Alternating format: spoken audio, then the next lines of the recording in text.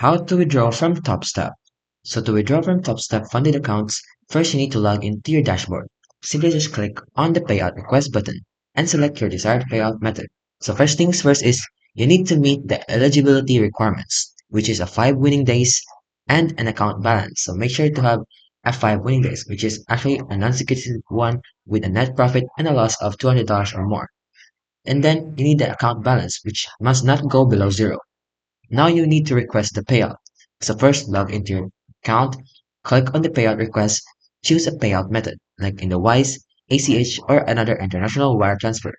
Then you want to enter your details or your information in order to choose your payout method. Then you need to specify the amount you want to pay out from or withdraw from, which is up to 50% of your account balance for the payout. Then you want to review and submit, so accept any necessary acknowledgements and submit the request. Then here's what you expect. Next, so first time payouts, you may need to upload banking information such as a W-8 or W-9 form for your face payout request. Now for the processing time, payouts are typically processed daily with funds reflecting in your account within 2 to 5 business days. Then you need to have payout trackers, so use the payout tracker on the new dashboard to monitor the journey of your funds. Then lastly, you'll receive an email confirmation once your payout is processed.